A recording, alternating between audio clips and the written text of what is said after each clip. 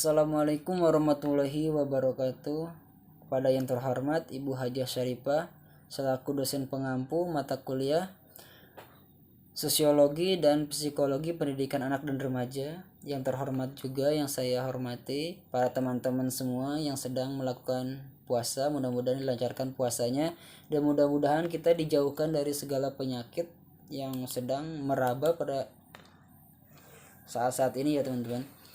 Baik, tadi Mas Jenal sudah menerangkan tentang faktor-faktor apa saja yang mempengaruhi pendidikan di Indonesia. Yang tadi saya review lagi sebentar ya. Yang pertama ada rendahnya sarana fisik, yang kedua rendahnya kualitas guru, yang ketiga ada rendahnya kesejahteraan guru, terus yang selanjutnya ada rendahnya prestasi siswa itu sendiri, ada juga kesempatan pemerataan pendidikan, ada juga yang disebut dengan revaluasi pendidikan dengan kebutuhan, dan yang terakhir yaitu mahalnya biaya pendidikan ya teman-teman. Tadi sudah dibahas oleh Mas Jenal mengenai lebih dalam tentang faktor-faktornya apa-apa saja. Baik, saya akan melanjutkan pembahasan tadi, yaitu jadi tadi faktornya, sekarang penyebabnya. Penyebab rendahnya kualitas pendidikan di Indonesia secara umum ya teman-teman. Baik, yang pertama ada yang disebut dengan efektivitas pendidikan di Indonesia. Efektivitasnya sendiri teman-teman. Pendidikan yang efektif ialah pendidikan yang memungkinkan peserta didiknya untuk dapat belajar dengan mudah, menyenangkan, dan dapat di samping itu dapat mencapai tujuan yang telah ditentukan yang sesuai harapan ya teman-teman. Nah, dengan demikian para pendidik seperti dosen, guru, insinyur ataupun itu trainer dituntut untuk dapat meningkatkan keefektifan pembelajaran agar pembelajaran tersebut dapat lebih diserap oleh anak didiknya, diserap oleh para siswa, dan itu akan lebih bermanfaat dan lebih berguna juga ya teman-teman. Nah, efektivitas pendidikan di Indonesia ini sekarang sangatlah rendah teman-teman.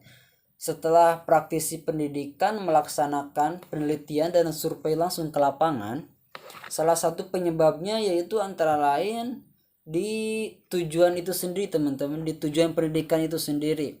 Yang jelas sebelum yang belum jelas sebelum kegiatan pembelajaran dilaksanakan.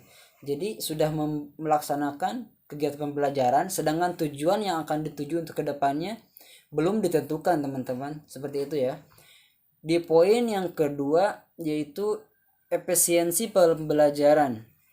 Nah, efisiensi di sini ialah efektivitas dari suatu tujuan dan proses yang lebih mudah, melakukan efektivitas dari suatu tujuan dengan proses yang lebih mudah.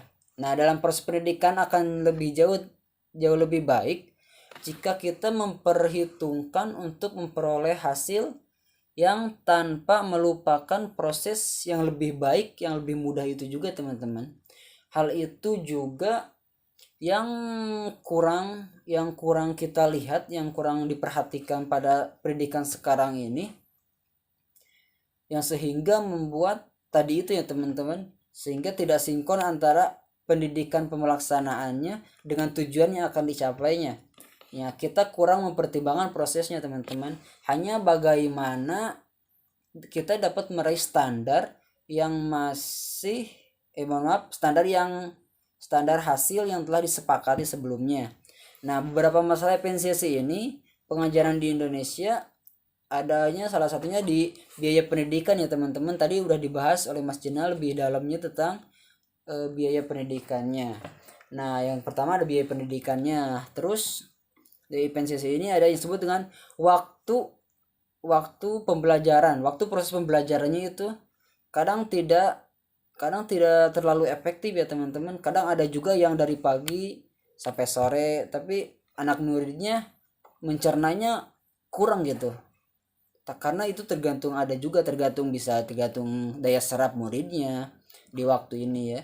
Yang selanjutnya ada mutu pengajar dan banyak hal lainnya juga ya teman-teman. Mutu pengajar ini yang sangat penting di efisiensi pengajar ini teman-teman, karena dimana di mutu pendidik atau pengajar di sini, mereka harus lebih efektif juga, tadi disebutkan oleh saya di awal, lebih efektif dan lebih kreatif mungkin ya teman-teman.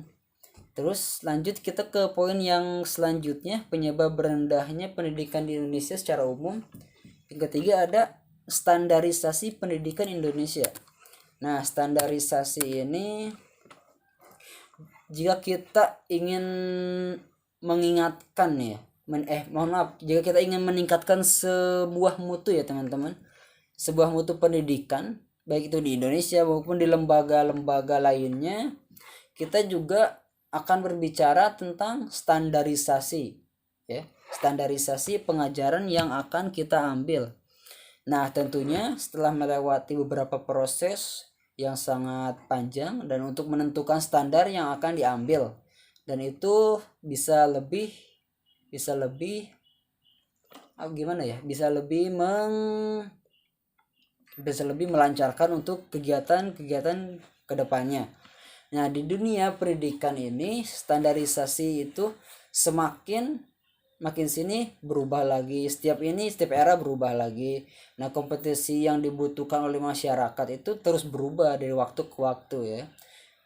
Maka dari itu, dalam dunia terbuka, yang di dalam dunia modern itu sendiri ya teman-teman, di era globalisasi saat ini, kompetensi yang harus dimiliki oleh seseorang dalam lembaga pendidik, yaitu salah satunya memenuhi standar kependidikannya itu sendiri teman-teman. Nah, baik teman-teman, sekarang kita masuk ke pembahasan yang selanjutnya. Yang tadi ada faktor-faktor yang sudah dibahas oleh Mas Cinal. Terus tadi ada penyebab rendah pendidikan di Indonesia. Dan sekarang di balik penyebab itu harus ada solusi ya teman-teman. Nah, di sekarang saya akan membahas tentang solusi permasalahan pendidikan di Indonesia. Saya bagi menjadi 2 di sini teman-teman. Yang pertama ada solusi sistemik. Solusi sistemik. Apa itu solusi sistemik? Yaitu solusi dengan mengubah sistem-sistem yang berkaitan dengan pendidikan ya teman-teman. Yang kedua ada solusi teknis, yakni solusi yang menyangkut hal-hal teknis yang berkaitan langsung dengan pendidikan. Solusi ini misalnya seperti menyelesaikan masalah kualitas guru dan prestasi siswa. Jadi guru lebih tingkatkan lagi untuk ketenaga pengajarannya, dan mahasiswa pun atau prestasi siswa lebih ditingkatkan lagi oleh guru itu sendiri ya teman-teman. Nah, itu saja mungkin yang bisa saya sampaikan tadi ya. Yang itu saja yang bisa saya sampaikan. Apabila ada kekurangan, apabila ada kesalahan dalam tutur kata ataupun perbuatan, saya mohon dimaafkan. Selamat menjalankan ibadah puasa bagi teman-teman yang sedang menjalankan puasa, dan mudah-mudahan kita dijauhkan dari segala musibah ataupun bala bencana yang akan menghampiri kita ya teman-teman. Baik, kurang dan lebihnya mohon dimaafkan. Apabila ada pertanyaan silahkan ditulis di bawah, nanti insya Allah kita akan rundikan. Kalau ada pertanyaan nanti kita jawab, sekalipun kita tidak bisa menjawab, nanti kita akan meminta bantuan teman-teman sendiri yang lebih paham akan hal-hal seperti ini untuk bantu menjawabnya teman-teman. Terima kasih. Wabillahi taufiq wal hidayah. Wassalamualaikum warahmatullahi wabarakatuh.